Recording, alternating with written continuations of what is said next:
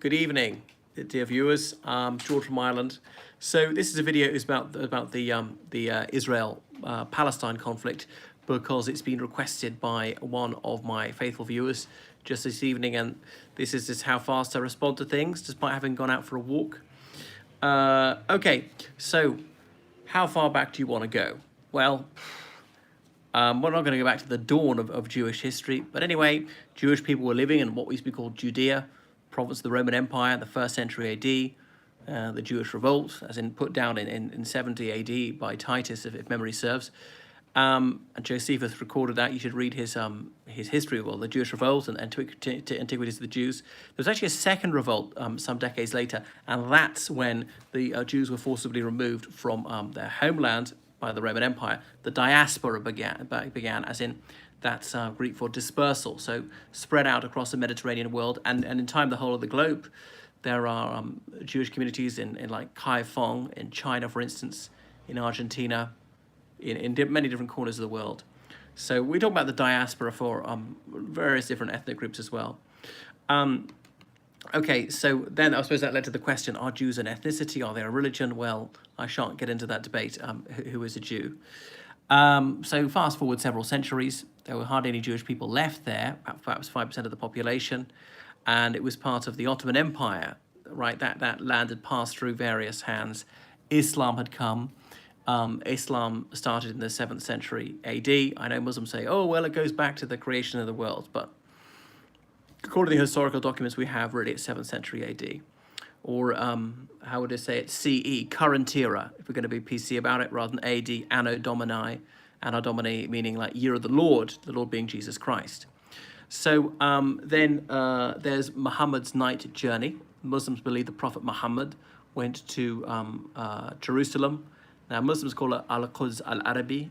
Even when speaking English, some Muslims say Al-Quds al-Arabi. It's so important to them to say that rather than the English language name, which is Jerusalem. And they believe that the Prophet Muhammad, that he mounted a winged horse, which is the face of a woman, and he flew into the ether for the night and had a conversation with Allah, as in God. And that was Muhammad's night journey. And I think Muhammad so Allah was originally going to make people pray 50 times a day, but the Prophet persuaded the Almighty that would be overly burdensome. Could it be reduced to just 5? And so it was. So Al-Aqsa Mosque is there, the Dome of the Rock, as in dome as in rounded roof, and the stone there, supposedly, the footprint of the Prophet is there, and he climbed onto that as a mounting block to get onto this winged steed. Anyway, so Jewish people abroad, they celebrated the Passover at the end and saying Pesach next year in Jerusalem, thinking they might return to the old country. And obviously they were viciously persecuted, particularly in Christian lands, the Inquisition, Protestants as well as Catholics doing this actually, Martin Luther being viciously anti-Semitic, hello Robert Emmet, saying, I would make Moses so German, no one would ever guess that he's a Jew. And Jewish people, well, perhaps won't go through all their travails and all their woes and sufferings at the hands of Christendom, but, you know, barred from guilds, so they couldn't belong to various occupations or trades, and therefore Palestinians are victims. Well, I can't disagree with that. And therefore Jewish people could only perform certain occupations such as usury, lending money for interest, because of course the Bible forbade Jews from lending money for interest to fellow Hebrews, but they could lend it to Gentiles. And so Christians said, well, replacement theology, we are the new Jews. Christians are not permitted to lend money for interest to fellow Christians, but they can lend it to unbelievers for interest. Anyway, in a Christian majority country, the only people who could lend money for interest were Jews, and they were doing that. And obviously, people still dislike bankers or money lenders to this day. So Jewish people, they got a lot of prejudice against them, and they suffered terribly. Anyway, so some Jewish people want to make Aliyah. Forgive me if I'm mispronouncing it. Aliyah. I can't speak Ivrit. It probably won't surprise you. That's to say they wanted to emigrate out of wherever they're living and immigrate into Palestine, the old country. They tend not to call it. They tend not to refer to it as Israel at the time, I don't think. So Zionism, as we know, it started in 1896. Theodor Herzl, this Hungarian journalist, I suppose, who was writing in German. He's born in Budapest, And the Jewish community there mostly spoke German rather than Hungarian because it was a very Germanophone city, part of the Austro-Hungarian Empire. He was born on the site of Dohányi Street synagogue in Budapest. I've been there. And there was the Dreyfus trial. Alfred Dreyfus, this Jewish army officer, one of the French army, he was falsely accused of being a German agent and passing secrets to Germany's nemesis. By the way, there was some anti-Semitism in Germany in the 1890s. It was not particularly bad, by no means the worst. There had been anti-Semitic murder in Germany for goodness I don't know how long. We all know what happened 50 years later in Germany, but by the 1890s, the German Jews were actually emancipated, fairly well integrated, felt they're quite secure, held high offices, were affluent. Anyway, and then he was sent to Devil's Island, the coast of Guyana, French Guyana, and lucky not to be executed, lucky not to succumb to a tropical disease. And there was an anti-Semitic aspect to it. Actually, it was Esterhazy, another French officer who had leaked this, and because they did some sort of handwriting test to find out who the mole was, and of course he was a tremble. Dreyfus, his hand shook, which is why his handwriting seemed to be incriminating. Anyway, Émile Zola j'accuse on his behalf, saying he's framed, and he was set free. But outside the courtroom, there was people started chanting "Death to the Jews," and Theodor Herzl thought, we Jews, we shall never be safe until we have a homeland of our own. Shouldn't we find a place in the world where we can settle? So he organized that World Jewish Congress in Basel. Where's the World Zionist Council, I think it's called, to this day.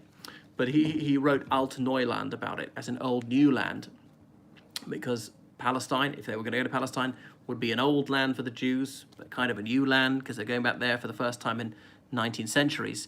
But he envisioned the indigenous people, if you will, the Palestinians, the Arabs, mostly Muslims, a few Christians, welcome them with open arms, and they get along famously. Well, it was a fond hope, rather misplaced. And they investigated other possibilities. Should it be Uganda, British colony? Should it be Madagascar? Places with which Jewish people had no historic link. Treaty Versteet, can't spell it, caused World War II in the end, ultimately. You mean Versailles. Well, many decisions were taken between June 1919 and September 1939. It could have gone so very differently. But I can't remember which French general was it, perhaps Foch, who said of the Treaty of Versailles, this is not a peace, it is a truce for 20 years. And he was right, almost to the month. But very few people saw it that way. It was just too horrific to even contemplate after the bloodiest war in human history that such tragedy would be visited on us yet again. So that was Zionism, as Mount Zion in Jerusalem, going back there. And they hawked their idea around the courts of Europe. The Kaiser of Germany, Wilhelm II, was sympathetic. There were lots of Philo-Semites in the United Kingdom. The Jewish community there was fairly well off and politically well connected. There were Liberal MPs, there were Conservative MPs. If you're in the Labour Party, they were elevated to the peerage, like Baron Rothschild, and that was that. And soon there were colonial governors and so forth. So the British upper class, some of them were Zionist, believed in British Israelism, that the British were the new chosen people, but they had a soft spot for the Jews as well. There was anti-Semitism in the UK as well, not disputing that. And the Sultan of the Ottoman Empire, he thought it might be a decent idea. They had a small Jewish community within his empire, including in Turkey, in Iraq, and elsewhere. Anyway, so a handful of Jewish people settled there at that time, began purchasing land from the Palestinians. As I say, there was always a Jewish community, never quite disappeared. It was very, very small until the dawn of the 20th century. Some of them setting up kibbutzim, as in these little communes. A kibbutz, I think kibbutzim is the plural. So some of them were socialists, often they weren't particularly religious. So that was that. Some of them were coming from the Russian Empire, which back then included the eastern half of Poland, Latvia, Lithuania, and Estonia, Ukraine, Belarus, obviously.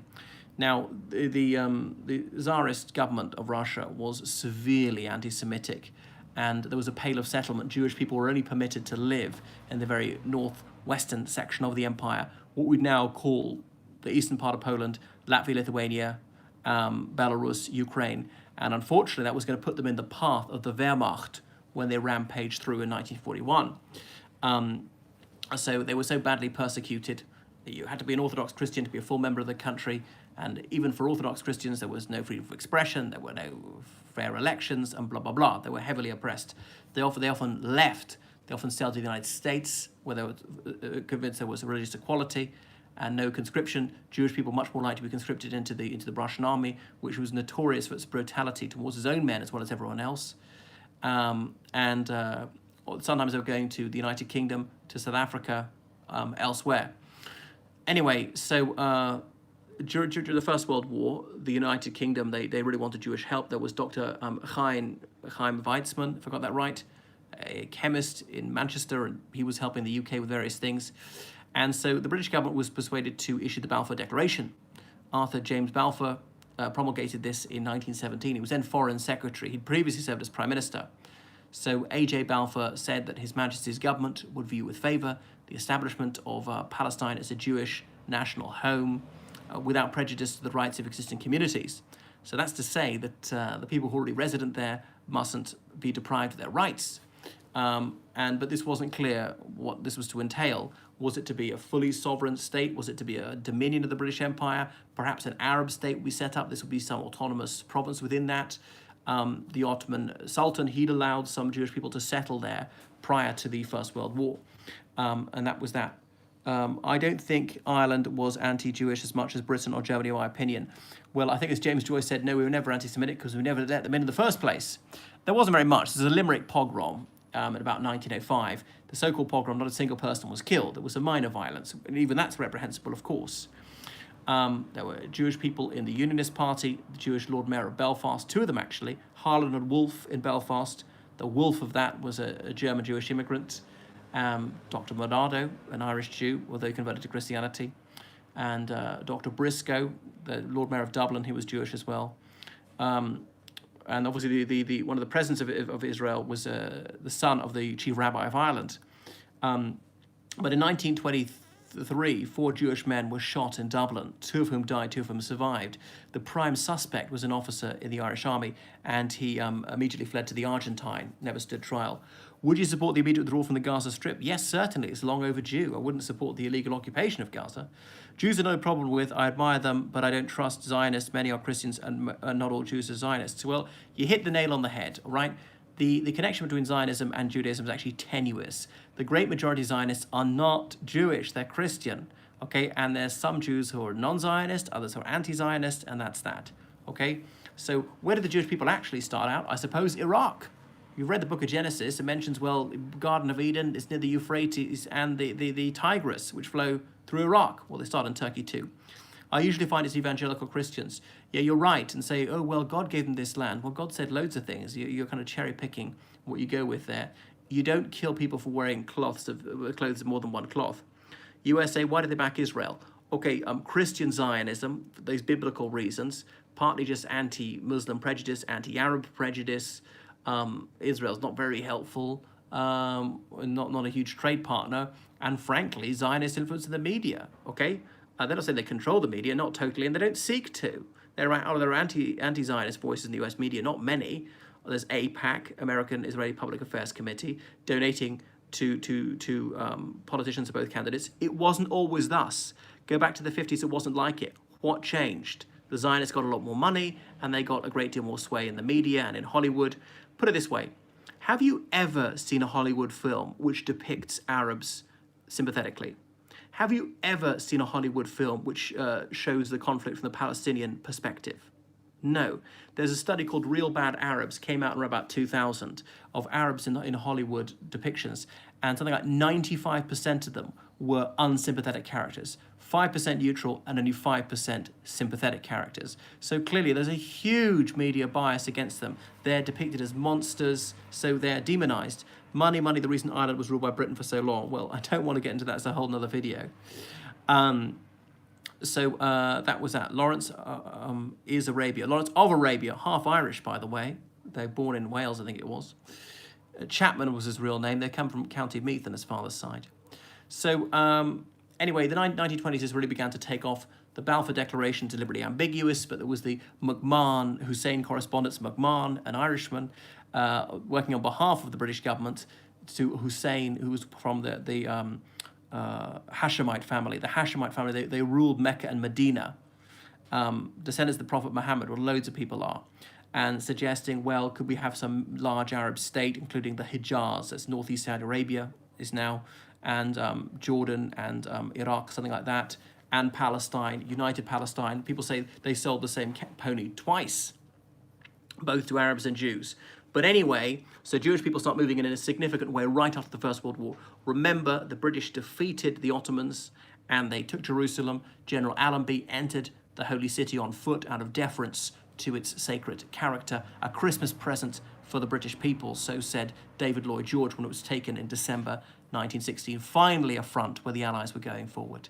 And the Balfour Declaration issued just after. Now, as George Galloway said, what right did the United Kingdom have to say that? I suppose back then they might have said right of conquest. How are states created, empires, nation states created by conquest? Certainly in those days, national law wasn't back then what it is now. How were any of the extant countries then created? Largely by fighting. Do you think Hamas have to go in order for the Israel troops to realistically withdraw? That's a good question. Possibly. On the other hand, Hamas, even if you detest them, they are Palestinians defending Palestine. All right? The Israelis, when they're in territory that even Israel doesn't claim to have any right to, they're not defending Israel. I know you're going to say, oh, it's forward defense. So the British caused the mess in the Middle East, ultimate. I think the Balfour Declaration shouldn't have been issued, but I do feel sorry for Jewish people. But you know, some Arab leaders were willing to welcome Jewish immigration. You know, that King Hussein, he met them. Chaim Weizmann met him wearing Arab dress out of courtesy for his Arab host. And there were some Palestinians who say, okay, we can work with you. Some immigration will be good for us. You can invest, you can improve agriculture. And it was okay at the beginning. But through the 1920s, the Palestinians began to be alarmed at the influx of immigrants. It was too many people, like you get all over the world. Small level immigration can be fantastic. Too much, it can start to be harmful. Not that they're terrible. There will have been an element of straightforward racism or religious bigotry in it, yes, but I don't think it's just that. And also, it's the British were controlling this, not the Palestinians themselves. The Grand Mufti of Jerusalem, a Sunni leader, and mostly Sunni Muslims, he was very worried about this. He's the bloke who later on became an outspoken Nazi. Anyway, so the Zionist idea was spreading through the Jewish community. It was highly contentious. Some Jewish people are very well integrated in various countries said, no, it's a bad idea. People are going to say we have divided loyalties. They say that anyway. It'll be grist to their mill. You know, if I'm whatever, a French Jew, I am French. That's it. I might go to the synagogue once a week, but apart from that, I'm very typically French. Been here for centuries, speak the language. This is my homeland. I don't want to live somewhere else. And so it's socialists or even communists who went along with it. And there were Zionists in the Soviet Union, which was then set up. Okay, well, fast forward to the 1930s. By this time, the Palestinians were alarmed, and the Palestinians who were willing to cooperate with Jews were usually assassinated by their own side. And there was a lot of fighting. The British army had to be in their large numbers, set up a Palestine police force, people by British guys largely, and that was that. Rebellions and the Jewish settlers formed Haganah, had night squads, fighting between Arabs and Jews. It was really difficult. One of the British governors of Palestine was actually Jewish himself. And the Palestinians said, doesn't it show how prejudiced they are that way? Happy birthday in case you missed it, thank you. But there was some anti-Semitism amongst the British officers. I can't remember which one of them said in the late 30s. If we can't be neutral, if we can't be even-handed, if we have to offend one side, let's offend the Jews. Okay, because there are way more Arabs in the world and we need their cooperation. And Jews, by the late 30s, what you're going to do? Okay, the UK is better to Jews than any other country in Europe. Saves more than any other country in Europe. The UK had a Jewish prime minister, for goodness sake, way back in the 1860s, Benjamin Disraeli. Okay, he'd converted to Christianity, but you don't get a more blatantly Jewish name than Disraeli. So then the Nazi Party won the election in Germany in 1933. Adolf Hitler became a chancellor. We know what happened then. So there was a persecution of the Jewish community in Germany, which was quickly ratcheted up. And then two-thirds of the Jewish community had left the country by 1939. So because this rising tide of anti-Semitism, not just in Germany, but other European countries, that really sped up Zionism. So if Zionism were to do a reasonable level, a small level of immigration, with the consent of the Palestinians, that might have been manageable. You got to put yourself in the position of a Jewish person in 1930s Germany. I need to get out of here. We'll never be safe in any Christian land. We thought our position was secure in Germany. We've been here for centuries. We thought very well integrated. And all of a sudden, look what happened. The situation deteriorated very rapidly indeed. So we can never be sure of ourselves unless we have a country of our own, armed to the teeth. Only that way we can survive. Remember, by 1945, the Jews are thinking 1/3 of our number were murdered in just 3 years. We could have been wiped out very easily. So we've got to have our own country. We've got to think of our self-preservation. And if other people's rights have to suffer, well, tough. You know, we just can't be too ethical. We can't be thinking of others all the time. We have to be kind to ourselves just once in a while. The Palestinians are not going to get wiped out. They might get driven out, but they're not going to be annihilated. What a minute are you on? How much have I missed? Ooh, I'm at about 20 minutes in talking about the Israel-Palestine conflict. So the Second World War broke out. Just before that, the British announced that they intended to withdraw from, they intended to withdraw from Palestine within 10 years. As we're going to find out, they obviously later preponed that slightly by 1 year. The League of Nations was going, and no other countries were particularly interested in this. Second World War, Hitler considered sending all the Jews to live in Madagascar, a French-owned island off the coast of Africa. In fact, they never did that. We all know what happened. So 1945, the war was over. Now, the various Zionist organizations, some of them actually spoke to the Third Reich and said, well, can we arrange Jewish immigration? So I know Ken Livingstone was absolutely excoriated with this, but it is true. There were some ultra-Zionists who said that. And in the midst of the Second World War, the United Kingdom was a safe haven for Jewish people. And some of the extremist Zionists were still attacking the British in Palestine, killing British soldiers, and therefore enfeebling the Allies and strengthening the Nazis. It was scandalous. Fight the British as though there are no Germans, fight the Germans as though there are no British. Now, I'm not suggesting most Zionists had any truck with that sort of attitude. Lord Moyne, who was Churchill's representative in the Middle East, he was murdered in Egypt by two Zionist extremists in an act deprecated by mainstream Zionism. These two young men were hanged. Their corpses later repatriated to Israel in the 1980s and buried with full military honours in obviously an act which was grossly offensive to the United Kingdom. 1945, the war came to an end.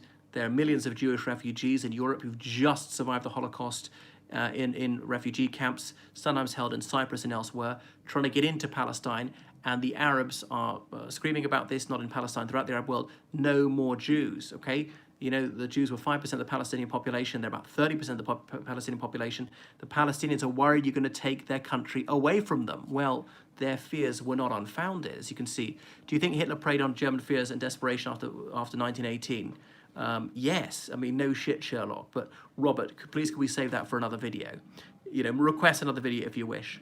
So anyway, the United Kingdom is trying to hold the line in Palestine the years after the war. And there's fighting between both sides, and these various Zionist organizations attacking the British, despite the intention to withdraw having been declared. The UK had never reneged on such a promise, but already granted independence to India, trying to do so in an orderly way. The UK was hugely in debt to the United States. There was big pressure from President Truman to allow more Jewish immigration, a lot of illegal Jewish immigration into Palestine, even though the Jewish community in Palestine didn't have much money. The place was in kind of a parlous state. It was very much a settler situation, people living in tents and huts in some cases. The light is making you look worse like a hostage. Blink Morse code, very funny. Is that any better? I don't want to be looking like something too scary. It's very ill lit in this room. Anyhow, so May 1948, the United Nations has agreed. The 5 major powers, including the Soviet Union, Israel is created. They divided Palestine. There was even, 2/3 of it goes to the Jews, 1/3 of the population. 1/3 goes to the Palestinians, who are 2/3 of the population. So the Jews accepted this. The state of Israel was proclaimed. The Palestinians rejected it, and it was fisticuffs. The British withdrew. They got out of there. There were some British people like Ord Wingate who'd been very sympathetic before. Well, he'd been killed fighting the Japanese.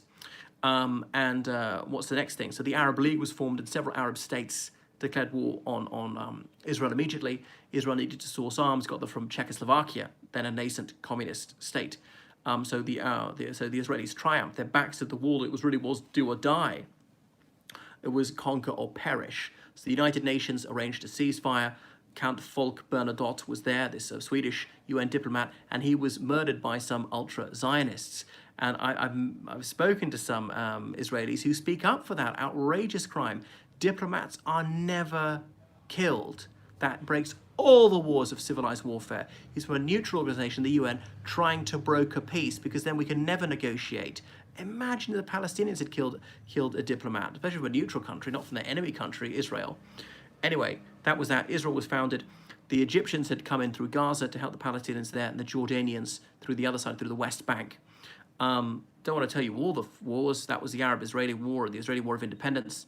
The Arab League was founded anyway. So there was fighting in the 50s. There are various guerrillas backed by the Egyptians and the Jordanians, and counter-raised by the Israelis.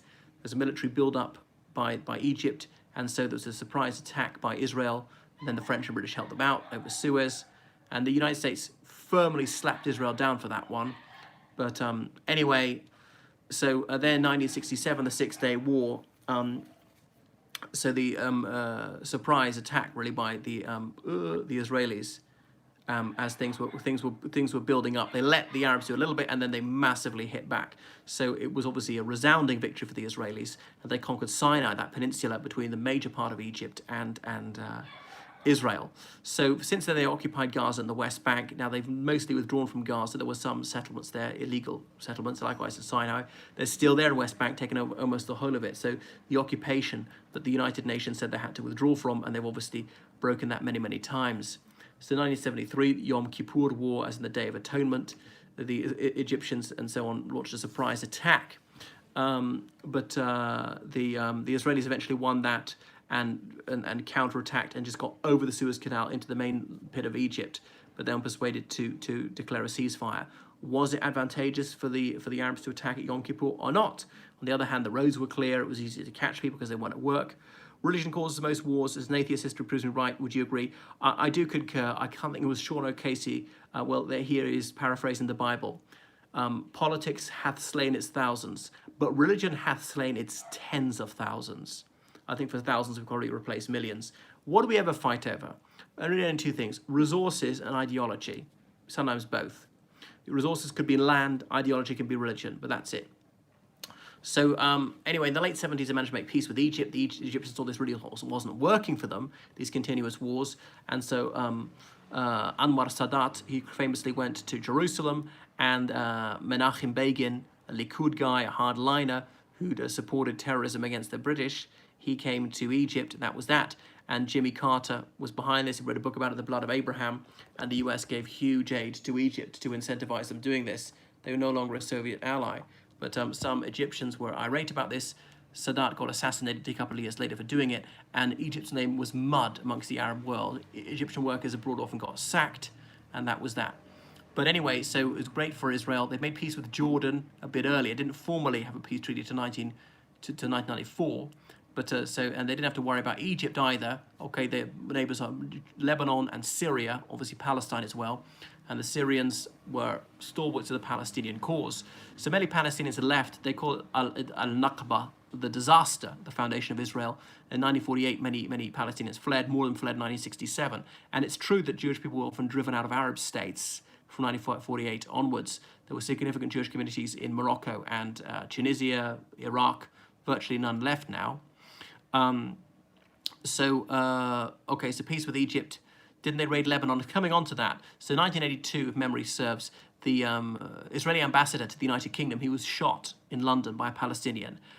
He survived, but he was brain damaged, and he lived on for 20 years, but he never properly recovered. Anyway, so Israel said, that's it. The Palestinians, mostly based in refugee camps in Lebanon, so they invaded Lebanon, and the Lebanese were largely on the Palestinian side. The Lebanese, being Arabic, speakers to a man, it's questionable whether they are Arab. Some say, I speak Arabic, I'm not Arab, I'm Lebanese. Anyway, so they piled into the Lebanese civil war. Some of the Phalangists, the Maronite Christians there, took the Israeli side, formed the South of Lebanon army. Well, the Irish soldiers there came part of the UN mission. We came in sort of in the mid-80s. Anyway, so there was the siege of Beirut. the Israelis were fighting against the PLO. The Syrian army piled in on the side of the Palestinians, and there are 2 Palestinian refugee camps. The Israelis let their allies, the Phalangists, in, who killed thousands of Palestinian civilians. Now, the Israeli Defense Force largely didn't do this, but an Israeli court-martial found General Ariel Sharon indirectly responsible. So now, though I heavily criticize Israel, I do have to hand it to them sometimes for at least giving him a fair trial. In many other countries in the region, if he participated in a massacre, then he would get off scot-free. He might even be awarded plaudits for that. He'd get a medal pinned to his chest by someone like Saddam Hussein for that. Anyway, so that was the Lebanese civil war, and the Israelis then were persuaded to basically withdraw. They kept a small slice of South Lebanon. Their allies, the Phalangists, were in charge there, and then a deal was worked out. Some peacekeepers came in from the United States, France, Italy, the United Kingdom. They occupied Beirut for a bit. After some large-scale suicide bombings, they pulled out, and the Lebanese civil war sputtered on for a few years. The Syrian army stayed on till about 2005. Commies did not do it in the name of atheism, Marcus, typical Christian attack. You're right. I mean, though some communists considered religion to be compatible with what they're doing. The Soviet Union allowed religion, certainly from the Second World War onwards, and the Orthodox Church always existed from 1941 onwards. But obviously, it was a kind of tool of the communists. You're allowed to run a church in the Soviet Union or a mosque only if you're a police informer. And the Afghan communists, they were Muslims, often said so, had mosques going. Okay, so what else about the Arab-Israeli conflict? So it was over land, it's over sovereignty, and the Palestinians claim, well, the whole of Palestine is ours, including what most of us would call Israel, don't recognize Israel. The Arab League had issued the 3 no's in the 60s, no recognition of Israel, no peace with Israel, and I can't remember what the other no was. Situation was getting a bit better for Israel. They finally pulled out of South Lebanon in 2000. Now, some Palestinians never left Israel proper, and they were later granted Israeli citizenship. Some of them Muslims, some of them are Christians, some of them are Druze. Druze are schismatics. They broke off Shia Islam in the 11th century in Egypt. Abu Hakim ruled Egypt at the time. He went walkies one evening, took a stroll in the hills to the west of Cairo, and was never seen again, not hide nor hair of him. What happened to him? Did he fall off a cliff at night and die? Was he assassinated and his body spirited away? Was he killed by a wild animal? We don't know. Now, but the Druze say this is an occultation, a hiding, and he'll re-emerge at the end of time. So the Druze, only a few million people. So they consider themselves Muslims. Mainstream Muslims say you are not Muslims. How dare you call yourself that? Correct, I'm a disbeliever. But so the Druze, they're found in Israel, in Syria, and Egypt, in Lebanon, almost nowhere else in significant numbers. So they take the side of the Israelis. Some of the Bedouin then just identify with their tribe, not as Palestinians, and they became Israeli citizens too. So about 25% of Israelis are not Jewish. Then some people who come to Israel from 1948 onwards are only a fraction Jewish, because if you're going by what's halakhically Jewish, it's matrilineal. It could be your mother's mother's mother's mother's mother. So you could only be a tiny bit Jewish and never be near a synagogue in your life, and you'd still be Jewish in that sense. I'd liken the situation apartheid to what was apartheid. Well, yeah, a little bit like that, because look at the occupied territories, the West Bank. So then Jewish illegal immigrants began to move in there, some Israeli citizens, some not, and take the high ground, take the more fertile land, drive some of the Palestinians out at gunpoint. To be fair, this had happened to Jews in some Arab countries this time, which is equally scandalous, and they ought to get restitution of property and compensation as well. But anyway, water is a very scarce resource there, obviously crucial for agriculture. Water diverted to the Jewish settlements, roads only for Jewish people, different color, license plates for Jews and non-Jews and things like that, a heavy Israeli army presence, weapons for the kibbutz settlers, even though they're not soldiers, Palestinians aren't allowed them, and blah, blah, blah. So there are many Palestinians who are refugees abroad. Now, I know the word refugee camp may be misleading, because sometimes these are well-developed towns with multi-story buildings in Lebanon and elsewhere, and Arab countries were loath to give Palestinians citizenship, say we recognize Palestine as a nation, and if we give them citizenship of wherever, Saudi Arabia, Iraq, Libya, something, then they won't go back, and the Palestinian cause will be defeated. So they must have the right to return. Israel says that any Jewish person has the right to come and live in Israel, but the Palestinians have got no right to come back. Yes, correct. The Israelis control telecommunications, electricity, water, gas for the occupied territories. They control access and egress by land, by air, by water. So they can obviously close down the economy, and so they want to obviously keep them just above the grave. So these Palestinians have little option, but often to work as laborers on Israeli farms. So unsurprisingly, many Palestinians have found this completely unacceptable, and they've shifted abroad. So the PLO is Palestine Liberation Organization. There's several factions within that. There's Fatah, as in victory or conquest.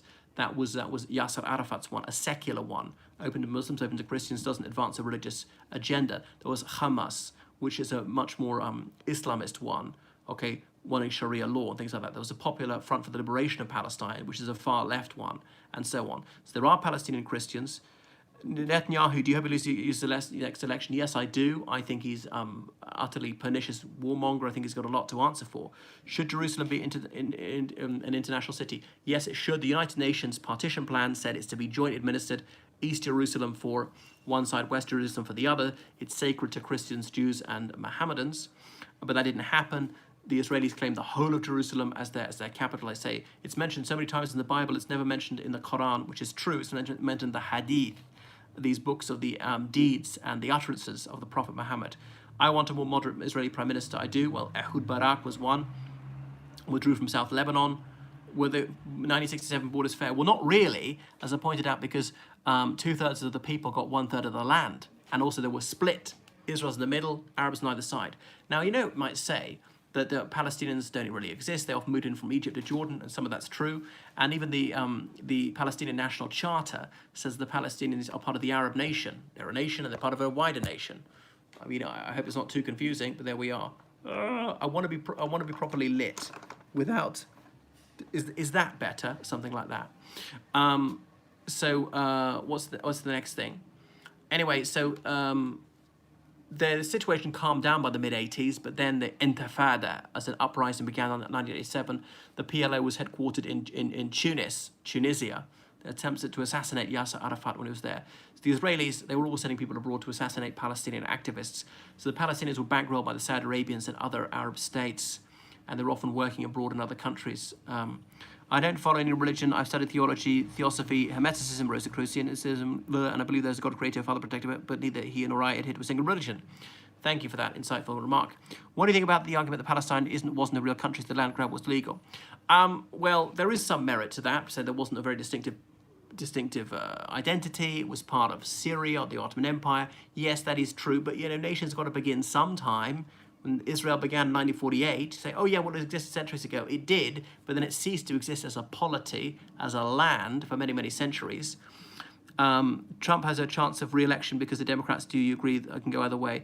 He does have a chance of re-election. I don't think he'll be re-elected, but his chances aren't terrible. As for, the US began in 1776, so it wasn't a country because it was new. You've got to be new sometime. If they want to be Jordanian or Egyptian, fine by me, but they don't, and nor do Jordan or Egypt want to accept them. Now, many Palestinians moved to Jordan, and there are more people of Palestinian descent there than there are pre-1948 Jordanian descent, but that's that. And many people are dual citizens. That's not surprising. Democrats have no good candidate, but they quite like to go back to their ancestral homeland. But anyway, so Israel's quite rich now. It's got the fulsome backing of the United States, and then that's why they can get away with anything in the United Nations. And it's true that some Arab governments are barbaric, and Israel is sometimes unfairly singled out. Sorry that was applied to someone who accused me of being a Christian. I get you. So then the Intifada kind of wound down. Some of the Palestinians got into suicide bombing. The Israelis would hit back, would kill loads of Palestinians. It's difficult not to kill civilians there because Gaza is one of the most densely populated places on earth. People say using human shields, which again may be true, but that doesn't completely excuse what the Israeli Defense Force is doing, just how many civilians they kill. Anyway, so they're Palestinians living abroad, citizens of Western countries, increasingly influential. Second one was way more brutal. I'm just reading John Doe's comment. The other thing is, before in the old days, very few Palestinians could speak English, and they didn't come across as so likable to Western audience. There couldn't be one of us, but increasingly that's not the case. They do speak English, and they have a lot of backing from left-wingers in other countries who are against the illegal occupation of Palestine. So, Israel, I know, doesn't have a margin for error. The narrowest point is only 12 miles wide. If they lose once, that's it, they're finished. But the Palestinians have lost many, many times. Obviously been outgunned. The Israelis have got state-of-the-art military technology, one of the best armies in the world, and they're backing the superpower nuclear weapons, which they don't even tell the truth about. But the Palestinians are growing rapidly in population, even despite immigration. If Netanyahu wins and annexes the West Bank, could it be the beginning of the end for Palestinian self-determination hopes? Yeah, I suppose it could. And as I say, they've been largely abandoned by the Arab world, who've just moved on, who've just seen it's unwinnable. The US is foursquare behind Israel. The Arabs have just got bored of it. They've got their own internal travails. They're worried about fighting Iran, and that's it. Now, the Palestinian leadership has often suffered from debilities such as just ineptitude, cretinism, lassitude, corruption, and all the rest of it. And they've often picked the wrong backers like Saddam Hussein, 1990, the annexation of Kuwait, and Yasser Arafat, he praises Saddam Hussein to the moon as a modern Saladin, and that played very badly with all the other Arab states, often getting it wrong. Attempts at peace, allowing the PLO back to run Gaza, to run the West Bank, it worked for a while. Fatah were too effective, so Israel built up Hamas. Isn't it through the sectarian divide in Northern Ireland takes sides in the Israel-Palestine conflict? To some extent, that's true. Sinn Féin identifies with the Palestinian cause. A few unionists identify with the Israeli cause, others don't. I don't see the parallels myself. It's very different. Northern Ireland is part of the UK. Palestine is not part of Israel. Many Israelis would say that it's not part of Israel, and that's that. Whereas in Northern Ireland, Sinn Féin want Northern Ireland to leave the UK, join the Irish Republic. That's not it. I mean, they're not people in Palestine who are wanting Palestine to leave Palestine and join a neighbouring country, something like that. Northern Ireland as a picnic is very, very peaceful by comparison. I mean, how many people have been killed in political conflict there in the last 20 years? About 20. It's 20 too many, I know. But obviously the conduct of the British Army was way, way better than that of the Israeli Army. Okay, so there we go. We're almost finished. And it's bubbling on. There's fighting every so often. So Hamas managed to launch rockets now and again. If Israeli troops withdraw from the occupied areas, do you think they'd return into a theocracy or just a Hamas-controlled dictatorship? Well, they're semi-theocracy anyway. They do have elections. One of the only Arab countries to have fair elections, even 20 years ago. Didn't mean to make it sound loaded, but do the Israelis care what the Palestinians do to each other? Not really, actually. As I say, the Israeli government, and they've said this publicly, they built up Hamas because they thought Fatah was too effective. The British Army did bad things also in Northern Ireland. Yes, that's true, Robert Emmett, okay? Hundreds of thousands of individual soldiers served there. Yeah, and some of them were bad. And they were in very difficult, stressful situations. And some of them were bad and beat people up or killed the wrong people, and sometimes deliberately killed people when they shouldn't have, as in murder. But if there's a huge conflict, yeah, that's going to happen just occasionally, and you've got to try and stop it. You've got to penalise it, and it was penalised. Sometimes they got away with it, but that's it. But overall, bearing in mind the size of the conflict, the amount of wrongdoing was very small. Anyway, anything else about the Arab-Israeli conflict? I'm not sure what else you'd like to know. So it's bubbling on a little bit, and I don't see an easy solution to it. One-state solution, fuse the two together, Palestine and Israel, don't know what you'd call it. But the Palestinians have a majority, and they'll be getting bigger and bigger because of their birth rate. The other thing about IRA did a lot of damage to the United Ireland cause, that the loyalists, well, yeah, you're probably right. So that's that, a two-state solution. But Palestine's not a viable state. It's moth-eaten, and the Israelis saying, but you can never have an army, you can never do this and this and this for our security. How about Palestine's security? Their total insecurity at the mercy of Israel occupying them. Why are so many people, especially on the left, anti-Semitic? Good question. I don't think they used to be. They kind of got into it. I suppose they're so horrified by the actions of the Israeli government. I'm not anti-Semitic. No one should be mistreated on account of being Jewish.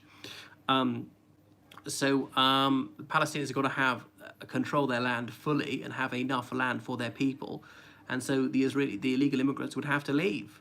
And now it's a bit unfair on them because they've been over 50 years in some cases. Some of them are kids and their grandparents moved there.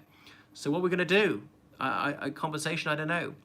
You've been mistaken for anyone else. You have certain impressions or actor. Yeah, I'm often told I look like Elijah Wood, but there's one tall problem. I'm 6 inches taller than him.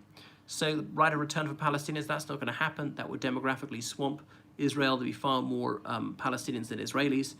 Pay them. I thought the US should pay the Palestinians to renounce that right. $1,000 would go a very long way for them.